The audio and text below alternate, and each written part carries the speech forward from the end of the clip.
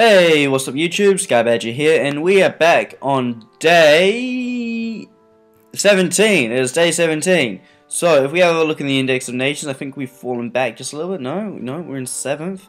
Haven't really been doing much recently, but if we have a look, we should be able to rise up the leaderboards pretty quickly in the coming days. As you can see, to get into the top 5, we only need to gain 5 more points. Although, that's going to be harder than we think, because both these players here are on the move. So, yeah, keeping on with them is going to be a bit of an issue. So where we're at the moment is we're working on our economy and trying to pump out some troops, ships, but we're trying to put our economy first and lift our oil production in particular, and also food.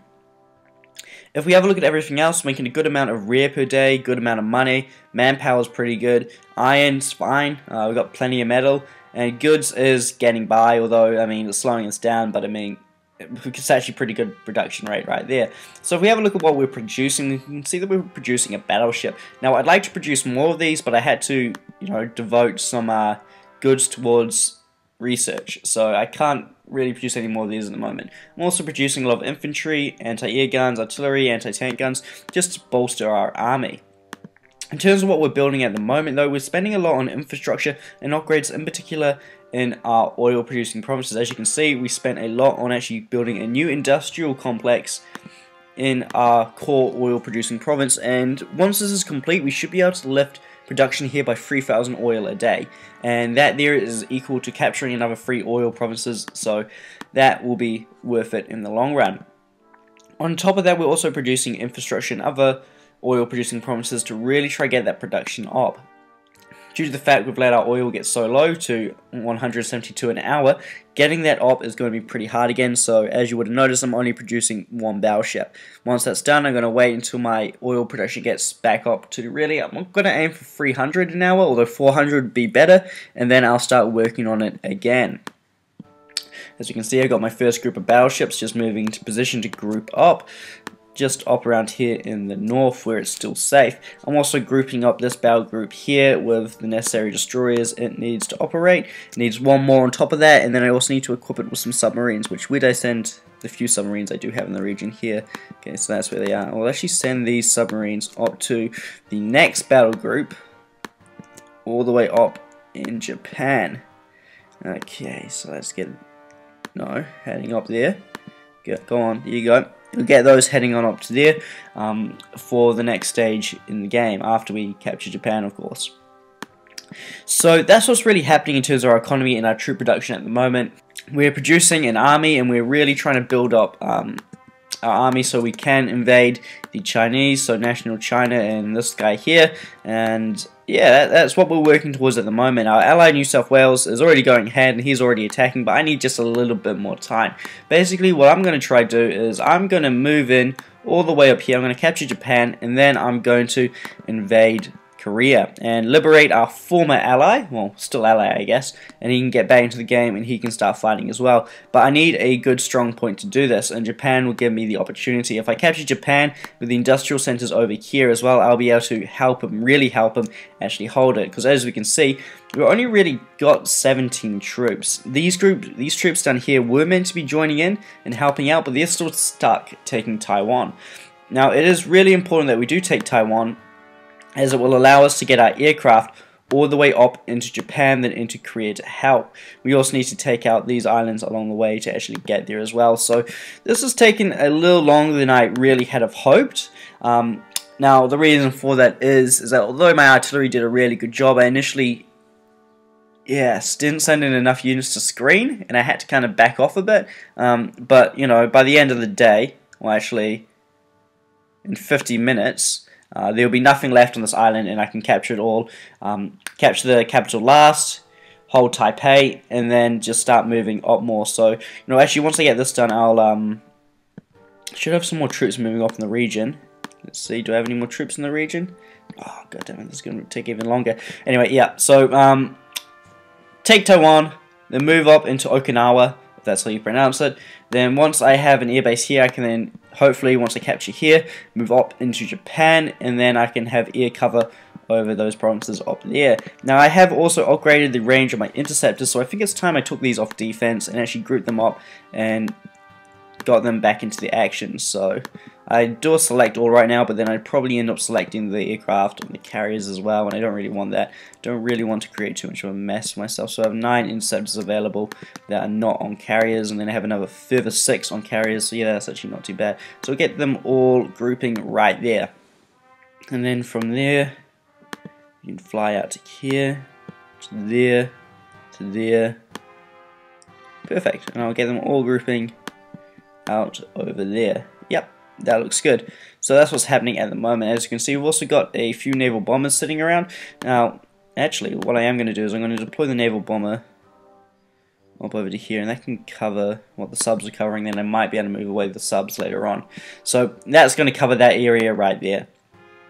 So how the invasion of these guys is going to work is New South Wales, with the looks of it, is going to try to take on these smaller islands up here, and that'll be a good challenge for him and a good test. I do feel as though he may be slightly unprepared. If we have a look, National China has quite a bit of artillery in the region, and our ally New South Wales doesn't really have too much artillery going in on this, and I feel that if he wanted to be more successful, he kind of needs more. So basically how I see this going is, you know, there's got the strong point here and a strong point here. Capturing these is going to be pretty hard with this artillery sitting in the middle. He's going to need to devote his artillery to taking out that artillery, so then they can move in and capture that. Or more wisely, what I do is I pipe my artillery up, bomb that while he's on offline, and then when National China moves his artillery into exposed position, take it out then. Furthermore, what he could do is he does have tactical bombers in the area. Well, not in the area, they're actually all the way over here. So if we use mine for an example, because I can actually demonstrate this, I think they are in range. Yeah, so we can actually fly up and he can actually bomb out that artillery, which is something, if I was him, I'd be doing pretty soon. Because that artillery in the region is really the only thing that's stopping New South Wales from taking the island. There are these strong points here, but basically all New South Wales has to do, in my eyes, is gather his troops, park them up out here, sit the artillery in behind, and just bomb them out till they leave.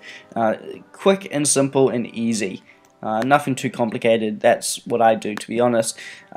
Now, National China does have a lot of anti-tank in the region, and that's going to really counter New South Wales', you know, large amount of armor he has. Luckily though, when I finally get into the fight, I've got 0 armor, as per our plan, so I should be able to deal with him pretty easily, and he'll find it really hard to counter.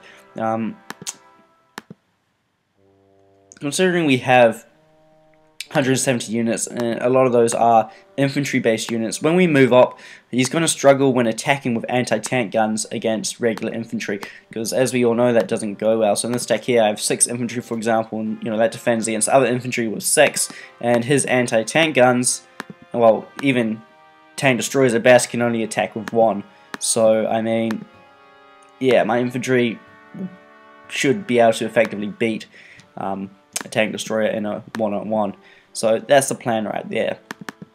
If we have a look around the rest of the world, and we'll just turn that off, and I'll have another look-see down here, just so you guys can have another look, and I'm not sure why you'd need it. Nothing's changed.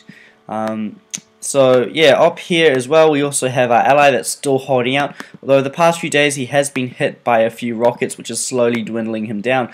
Luckily though, as me and New South Wales get into the fight, there should be some pressure relief from him, and he should be able to expand and start capturing back his territory relatively soon. Now, this guy here and his ally, like, how do you even pronounce that? National China and his allies, which is Pakistan, South India, and this guy, have pushed west, and they have pretty much taken out Kazakhstan, North Urals on the way out, and this guy here and Finland, who doesn't have a capital, which is really annoying me. Like, I mean, look at that morale. How could you do that? Like, I mean, he's imposing a 15% penalty on his production just by not having a capital. Why? Why would you do that? Anyway, so with morale map off, we can see where the fighting's been recently. It looks as though if North Ural has really pushed down into this region here and dealt some damage, but it appears as though he has collapsed and his own core is now exposed, so it'll be interesting to see what happens. Coming down further south, we can also see that South India has pushed into Saudi Arabia and is doing some real damage. So that's good to see that Saudi Arabia is on the way out.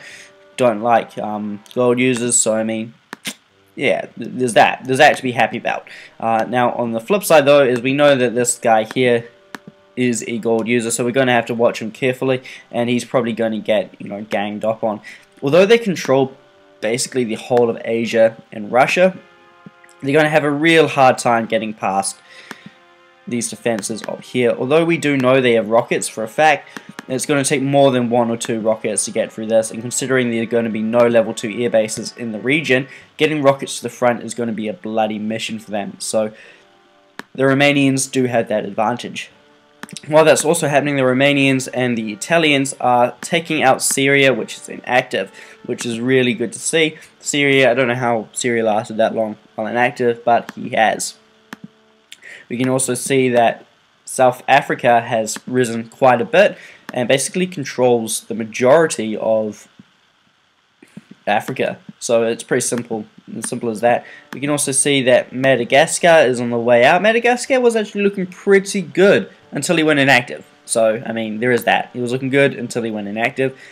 We can see that Opavolta still inactive. French Sudan still inactive. And yeah, that just really leaves the only active players are Libya, Spain, and South Africa in the area to mop things up and actually deal with it. So we can really see some powers emerging there, especially in South Africa. If we come down into South America, we can see that the North Americans are pushing down into the region. And we can see that Quebec has captured quite a bit of land in, I believe, Venezuela and Colombia. Yep. So with Colombia gone, basically it's now just left Peru and not South Argentina, North Argentina left to defend the area, as well as Venezuela, but it'll be interesting to see how he goes. South Argentina is actually pretty big and powerful, but he's just gone inactive, which really leaves his allies in a really bad position at the moment. In fact, I'm surprised they haven't jumped in to finish him off and to take him out. A lot of stuff there worth taking. So that's what's happening there at the moment. We can also see that the Caribbean has been taken out by New England, which is about time. They've been fighting for a while over it. New England initially took some major losses on the sea, but as you know, due to a stronger economy, has been able to reproduce his losses and move back in and really deal some damage. So there's no regions that I've missed, I don't think. Oh yeah, Illinois inactive, so going to be interesting to see. Like, I mean, New England isn't moving in yet to take him out, but I know that's where I'd be heading, because I mean, look at all that territory he controls. So, you know, there's a chance he might be coming back. He may have spoken about it with his allies and giving some warning, so he could potentially be making a return. So yeah, there's not really too much else to say. So thank you for watching, and I'll see you in the next episode.